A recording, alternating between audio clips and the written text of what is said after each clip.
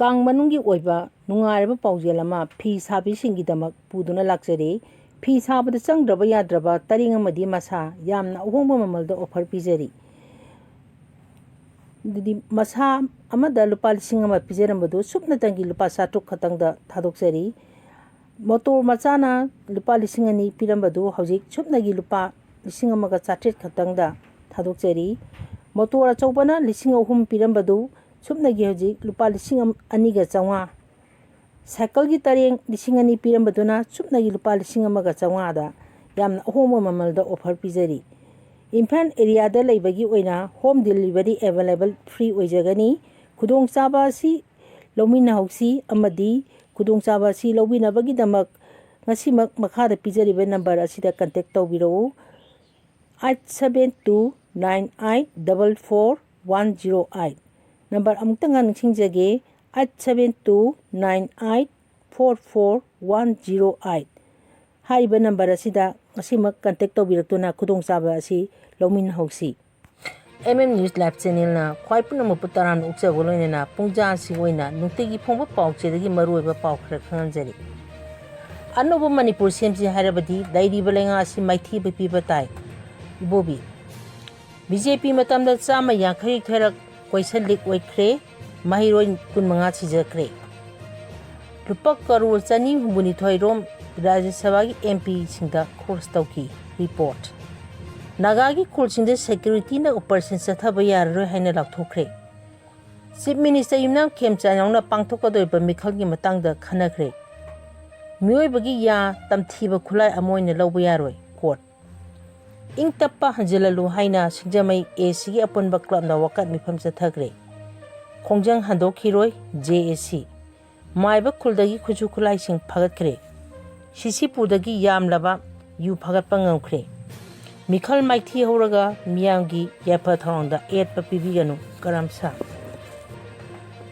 hangdak nedana miyamgi punggi wa taramgadra haina mai sangsing chuti thadokre oken amak chamdai khidabda awaba phongdoragli haji paw sandona muk pijari Manipur da awonba ahongba ama purukse harabadi khemchana luchingba minister expand tawba phawbangamdaba BJP lengak asi maithi bipiba mathau tai haina Manipur Pradesh Congress Committee gi President Okram Ibobina phongdokre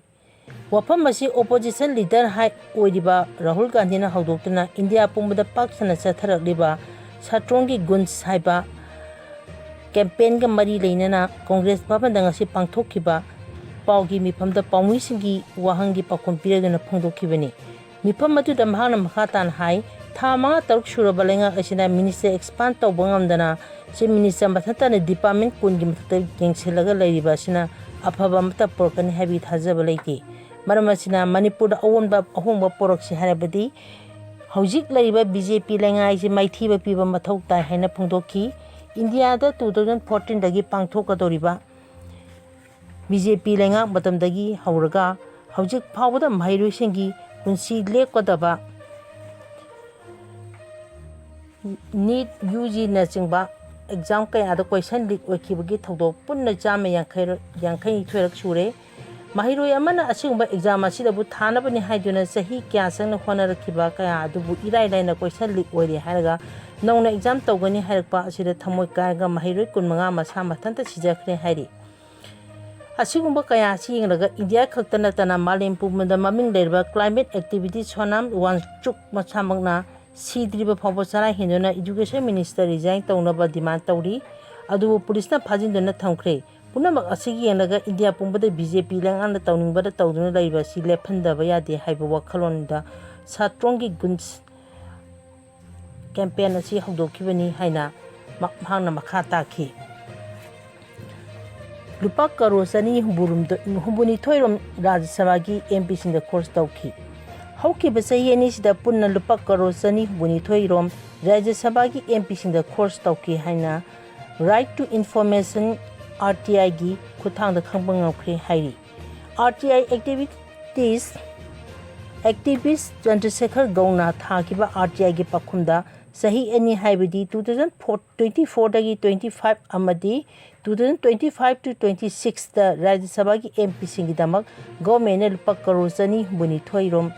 asi course ki damak sading tauki Rajya Sabha ki MP sing da thagi tolop allowance amadi ate atoba khudong chaba kya piri masida yamlaba sempham sing asi changbani hairi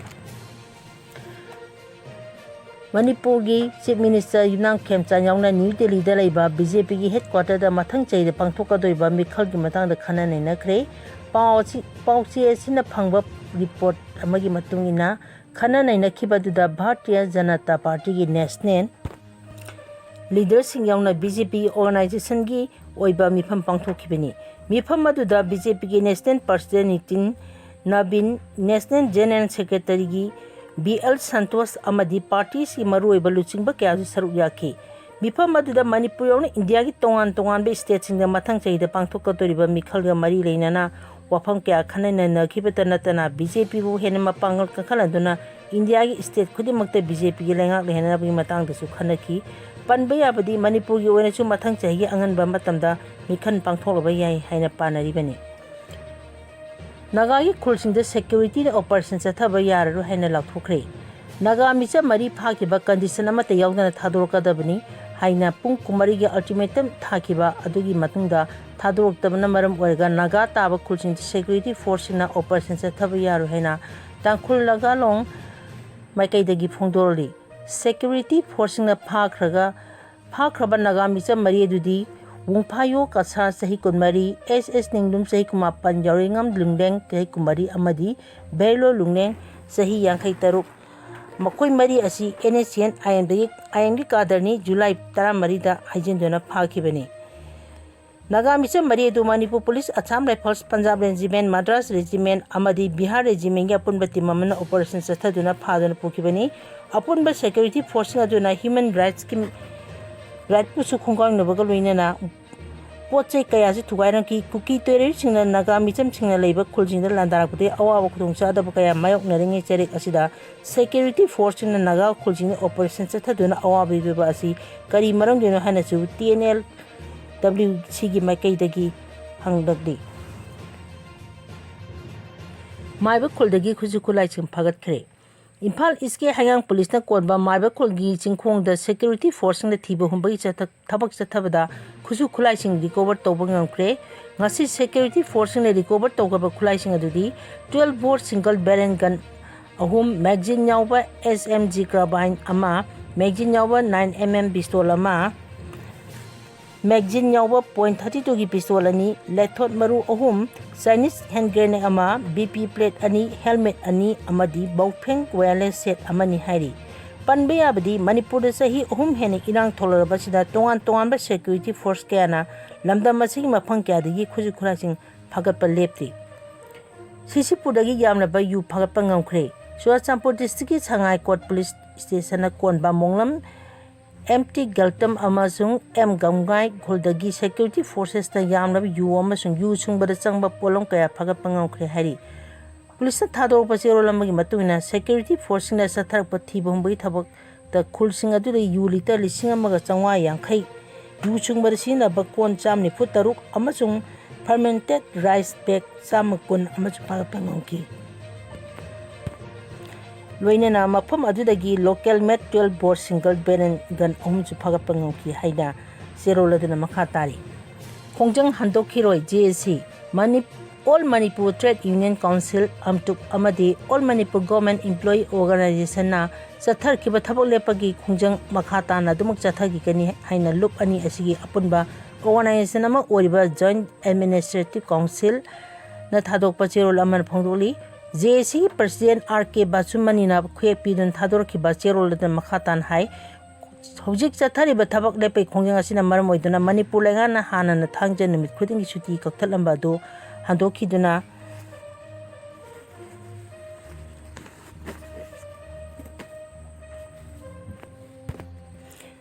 mamangi gumna chayol khudingi Saturday kudimak chuti oragani haina amuk hana lauthokiba leire makha takpada central government employees sing amadi pensioners singumna sada 60 DA DR chaleba chahi ni January amadagi chana halu haidana तालक्कीब demand अदु ओना तैनाबदा चादा अहुमखक हापकना पुना चादा निफु मंगागी दियार चलिबा जुलाई अमदगी चनरगिन हैना तौरिबा लेंगा के थोंग अछि याबा ngamloi Hiram असिगी दमकता जेएसिना हाउकिबा जुलाई 15 दा मणिपुर की चीफ सेक्रेटरी जे चेरोन पिसन किबा लेक्रे मरमदुना जेएसिना हजि चथरिबा थबल लेपगी खोंजंग हंदोकपल लेकिरोय हैनासु चेरोल असिना मखा तारी लोइनना अतै लेमौरिबा डिमांड सिंगी मतंगदा अमदि मखा ताबो खोंजंग सिंगी दमकता खना नैनबा अथुबा मिफम मच पांगथोलगने हैना चेरोल असिना पल्ले ओके नमक चम लेखिदबदा अवाब फोंदोनाली मणिपुर फिल्म की सकनारबा फिल्म मेकर ओके नमक चम मसागी अनाबा मना मरम ओइदुना लेखिद्रे महान लेखिदबदा फिल्म फोलम मणिपुरना अवाब फोंदोनागी फोरम असिगी इन्फॉर्मेशन सेक्रेटरी ने थादोकपा चेरोल अमना ओके नमक चम मणिपुर की वाइस चेयरमैन अमा ओइना कुमजा 2022 दगी 25 फावबा फाव पुरमी महांगना ngasi ikhang khangduna laikidabda forum asi chairman in charge oiba n surjit kanta thorom mapu oraga forum asi gi office da awaba phongdoki thorom aduda laikidrabagi thawaina ingni chingna layunabagi damak minute nani 2 minute leptana awaba phongdoki ing tappa hanjelalu haina singjam ac gi apunba club na wakami pham chathakre Manipur तंगदु लेताबा अमदि इंग तप हंजललो हाइबा demand दा सिंजमा AC की मनुंग चना लेबा club कुंगी अपुनबा थौमिसिना वकन मिफम चथखरे क्लब सिंग अपुनबा एपेक्स बॉडी अमा ओरिबा सिंजमा केंद्र अपुनबा clubs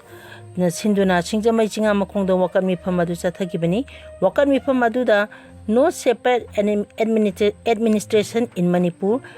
act fast to restore peace in Manipur IDP sing athuba matam da masa masa gi memda hanjelalu Manipur मनुंगदा निंखा तमना चाथोक जसिन जहालु हाइना थाबा प्ले कार्ड क्या चुसी नकी वकन मिफम अदुदा सरुग यादुना SKA सिगी पर्सिन कोजेंगमम चिंगा खमना हाइकिबदा सही अहुम सुरोलाबा इरांग असिना मरम ओइगा तोंगान मफम सिन चंगजाफम लौदुना लेइबा IDP सिंग असि ngasi फबो तंगदु लेतानि हिंबो फंगतबा अमदि मसागी मेमदा हजि फबो हंजलेनबा ngamdana लेरकपा असि अपुनबा क्लब असि माइकेदगी थमोय सोंगना नुंगाइतबा फावी हंदक इकुई कुई दिंगैदा नागा की मिशन तरुक तंथीना हातकिबा अमदि सिक्योरिटी फोर्स नंगाक सेंदुना लेइबा मफम अमा ओइरिबा लेंखोंग कांतो सबलदा मैतै सिंगी युम मै थादोकिबगी थगदो अकन ममोंग द कंडेम तवी मरमदुना लमदम असिदा हौजिक ओइरलिबा फिल्म असिदा इंडिया अमदि स्टेट लेंगाना अकन मिंग चंगदुना अथुबो मतमदा वारिसन पोरको लोइनना लमदम असिदा इंग तप हंजललो हाइना अपील तौकी अखोई अकोई फिल्म फगलनबा हाइबसी युमदगी हौरब मतमदा ओइथोकनी MLA Arun Kumar Manipur student association of Pune alumni मणिपुरना गोलाप्ती हप्ता यूथ वॉलंटियर ऑर्गेनाइजेशन गोलाप्ती educational social and cultural development organisation अमदी central forest division खुबसनदुना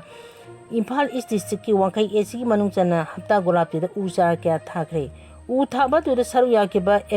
MSAP alumni Manipur की एडवाइजर ओइबा वांखई एसी की MLA थांजम अरुण कुमार हाई अखोई अकोई फिल्म कंसी अमचुंग फांजे हाइबदि युमदगी हौरब मतमदा ओइथोकनी अमचुंग माय पाकनी अखोइना युमदा सिजिनाइबा प्लास्टिक पोलमसिंग अमदि सॉलिड वेस्ट सिंग मफम जाना चान थमदुना साइथोक्त्रबा मतमदा पोल्यूशन हंथानबा अमदि एनवायरनमेंट कनबदा मतेंग ओइगनी ngasi upal thaba sina turel gi leirai kaiba thingba natana fajahanbada su mateng ogini mahana makhata na hai thariba using hingansi afaba environment ohensi sabagi cha hingalaliba nong chugado matamda chudaba churuidaba matamda churiba kalin thada phayup sublaga tumba sina chingba kaya ohongba langle maramasina u chara sing asi hinganbada golapti de leiba miyamna thodang lobiyo rims impal da plastic free camp drive hokre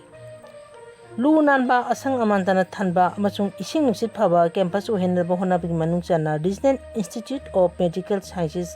इम्फालना plastic free camps drive ngasiदगी होख्रे drive हौदोकपा अदुदा RIMS hospital Imphal की medical superintendent professor N Rajiv Singh कैलप SAP 2025 to 26 RIMS Imphal की nodal officer professor Y Govindraj Singh सुसरु याखी plastic free camps drive असिदा कैंपस मनुंग की इरम नला सेंदोपा प्लास्टिक बोतल सिंग अमसुंग अतै प्लास्टिक की अरेंग खाकसिंग हमजिनबा कैंपस की अकोइबदा लूना न थंबा न चिंगबा याउरी प्लास्टिक की अरेम अखाकसिंग खमजिनबा अमसुंग लौथोकपगी ड्राइव असिंग असिदगी ऑगस्ट 30 फावबा नोमाइजिंग खुदिगी अयु पुंग 3:30 फावबा चथगनी मसिदा रिम्स इम्फाल दा स्टेशन तौदुन लैबा CRED अमसुंग MSS volunteers saruk yakani hari ngasidagi hawriba drive aduda mo gate traffic island baya SBI gate phobagi lambi gi amona kaising thingdoki aduda CRED amasung MSS ki personnel kuntra saruk yaki hari Sora Bazar gi akoibigi lamtu sit sengkhre Khulsing district superintendent of police ki me makhada district asigi manungchan laiba Sora Bazar gi akoibigi lamtu sit sengkhre Voluntary blood cum organ donation place camp Brims Imphal da pangthokre Indian Red Cross Society Bishnupur district branch ki ta mari chuba kumon thoronga mari leinana Rims hospital da layang ni bijay potaki tongbam rani gi mateng pangboina no magi voluntary blood donation cum organ donation base campus Rims Imphal Department of Transfusion Medicine da pang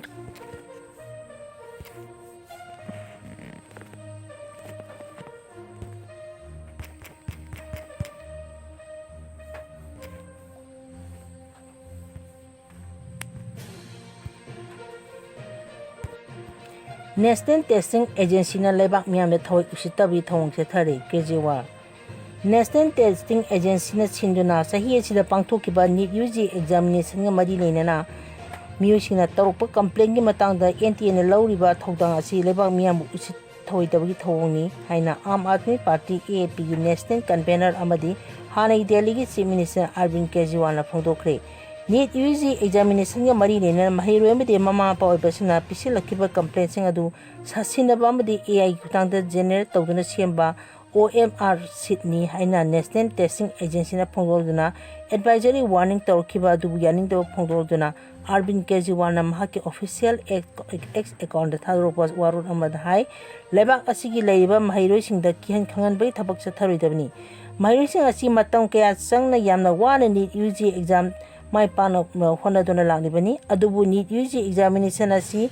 NTA na maram oinaga kang khongchaiba exam ama haiba du ohele lebak miyam na NTA bu ka khundabag matik sadana lairingai cherak asida amuk hana marala jedraba mahairoi sinda legal action lakhotkani hariba asingak tabungamdi aranma thawong kya chathariba asi khaluragadi NTA tumina leibani hena lengani haina chum hangna makha taradi pungja asi gondi matang asida pawla sinjari tabiram ni bu phai punang pu amuka hani kai khundaba usari